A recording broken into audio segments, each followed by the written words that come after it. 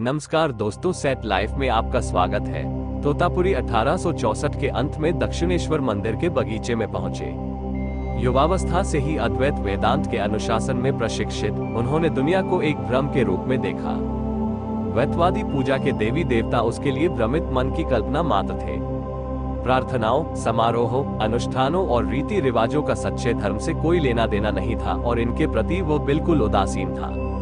आत्म प्रयास और अटल इच्छा शक्ति का प्रयोग करते हुए उन्होंने स्वयं को सापेक्ष ब्रह्मांड की इंद्रिय वस्तुओं के प्रति आसक्ति से मुक्त कर लिया था। 40 वर्षों तक उन्होंने पवित्र नर्मदा के तट पर कठोर अनुशासन का अभ्यास किया था और अंततः उन्हें पूर्ण के साथ अपनी पहचान का एहसास हुआ था। इसके बाद वह एक स्वतंत्र आत्मा, पिंजरे से मुक्त शेर के रूप में दुनिया में घूमता रहा। एक लंगोटी पहने हुए उन्होंने अपने दिन तूफान और धूप में आकाश की छाया के नीचे बिताए। भिक्षा के थोड़े से पैसे से अपने शरीर का भरण पोषण किया। वह गंगा के मुहाने का दौरा कर रहे थे। पवित्र नदी के किनारे अपनी वापसी यात्रा पर गूढ़ दैवीय इच्छा के नेतृत्व में वो दक्षिणेश्वर में रुके।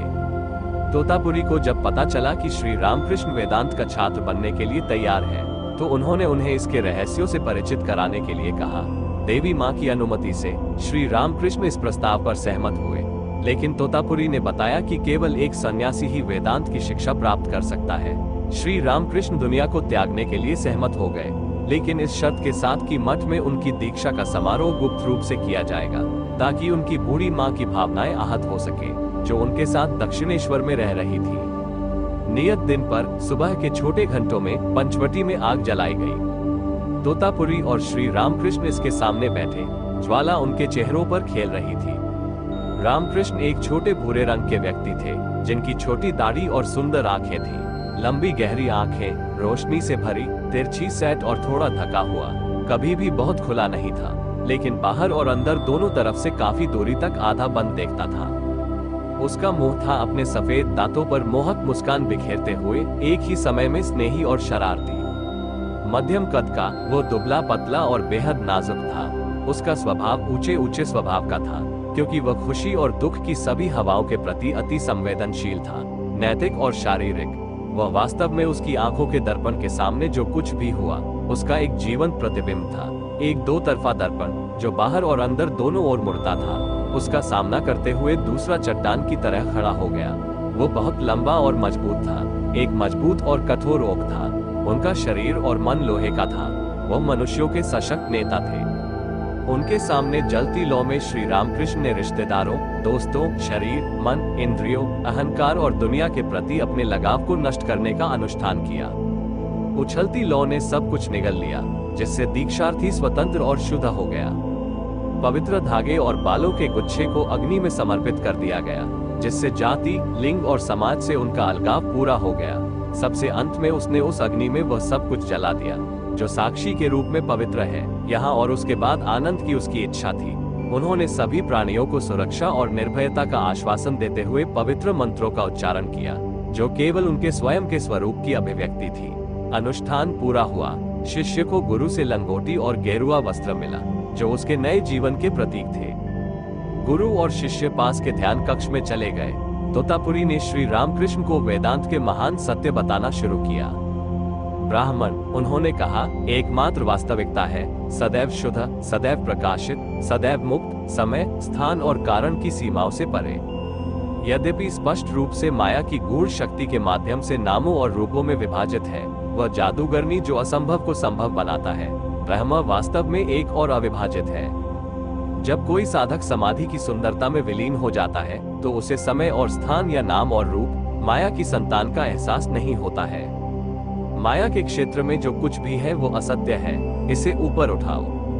नाम और रूप के जेल घर को नष्ट करो और सिंह की शक्ति से इससे बाहर निकलो। स्वयं की खोज में गहरे गोता लगाओ और समाधि के माध्यम से इसे महसूस करो। तुम नाम और रूप की दुनिया को शून्य में लुप्त होता हुआ पाओगे और क्षुद्र अहंकार ब्राह्मण चेतना में घुल रहा है। आपको ब्रह्म, अस्तित्व, ज्ञान, परमानंद के साथ अपनी पहचान का एहसास होगा। तोतापुरी ने उपनिषद का हवाला देते हुए कहा, वह ज्ञान उथला है जिसके द्वारा कोई दूसरे को देखता है, सुनता है या जानता है। जो उथला है वह बेकार है और कभी भी वास्तविक आनंद नहीं दे सकता है। लेकिन वह ज्ञान जिसके द्वारा कोई दूसरे को नहीं देखता है, नहीं सुनता है या दूसरे को जानता है, जो द्वंद्व से परे है, महान है और ऐसे ज्ञान के माध्यम से व्यक्ति अनंत आनंद प्राप्त करता है। मन और इंद्रियां उसे कैसे समझ सकती हैं जो सभी के हृदय में शाश्वत विषय के रूप में चमकता है। तोतापुरी ने शिष्य से अपने मन को देवी देवताओं सहित सापेक्ष दुनिया की सभी वस्तुओं से हटाने और निरपेक्ष पर ध्यान केंद्रित करने के लिए कहा। लेकिन श्री रामकृष्ण के लिए भी यह कार्य आसान नहीं था। उन्हें अपने मन को ब्रह्मांड की दिव्य माता काली से परे ले जाना असंभव लगा। दीक्षा के बाद श्री रामकृष्ण ने एक बार घटना का वर्णन करते हुए कहा था, गुरु ने मुझे अद्वैत वेदांत के विभिन्न निष्कर्षों को पढ़ाना शुरू किया और मुझसे मन को सभी वस्तुओं से पूरी तरह से हटाने और आत्मा में गहराई से गोता लगाने के लिए कहा। लेकिन इसके बावजूद अपने सभी प्रयासों से मैं पूरी तरह से नाम और रूप के दायरे को पार नहीं कर सका और अपने मन को बिना शर्त स्थिति में नहीं ला सका। मुझे दुनिया की सभी वस्तुओं से मन को हटाने में कोई कठिनाई नहीं हुई।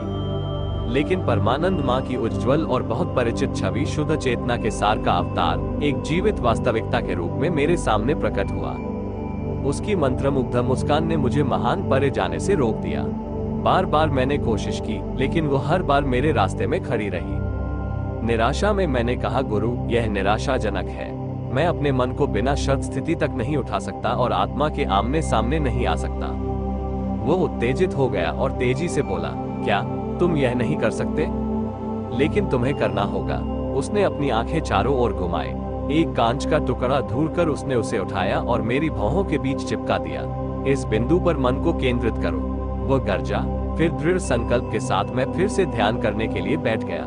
जैसे ही देवी माँ का दयालु रूप मेरे सामने आया, मैंने अपने विवेक को तलवार के रूप में इस्तेमाल किया और उसके साथ उसे 2 टुकड़ों में काट दिया। आखिरी बाधा गिर गई। मेरी आत्मा एक बार सापेक्ष स्तर से आगे बढ़ गया और मैं समाधि में खो गया। श्री रामकृष्ण 3 दिनों तक पूरी तरह समाधि में लीन रहे। क्या ये सचमुच सच है? तोतापुरी आश्चर्य से चिल्ला उठे। क्या ये संभव है कि उसने एक ही दिन में वह हासिल कर लिया जिसे हासिल करने में मुझे 40 साल की कड़ी मेहनत करनी पड़ी? महान भगवान, ये किसी चमत्कार से कम नहीं है। तोतापुरी की सहायता से श्री रामकृष्ण का मन अंततः सापेक्ष स्तर पर आ गया। तोतापुरी सबसे रूढ़िवादी प्रकार के एक भिक्षु कभी भी एक स्थान पर 3 दिन से अधिक नहीं रुके, लेकिन वो 11 महीने दक्षिणेश्वर में रहे। उसे भी कुछ सीखना था। तोतापुरी को जुनून और इच्छा के परिश्रम में सामान्य लोगों के संघर्ष का कोई अंदाजा नहीं था। जीवन भर एक बच्चे की निश्चल बनाए रखने के बाद वो एक आदमी के इंद्रियों द्वारा भटकाए जाने के विचार पर हंसे। उन्हें विश्वास था कि दुनिया माया है और इसे हमेशा के लिए गायब होने की निंदा करनी होगी। जन्मजात अद्वैतवादी होने के कारण उनका व्यक्तिगत ईश्वर में कोई विश्वास नहीं था। वह काली के भयानक पहलू पर विश्वास नहीं करते थे। उनके सौम्य पहलू पर तो बिल्कुल भी विश्वास नहीं करते थे। संगीत और भगवान के पवित्र नाम का जाप उसके लिए बहुत ही बकवास था। उन्होंने व्यक्तिगत ईश्वर की पूजा पर भावनाओं के खर्च का उपहास किया।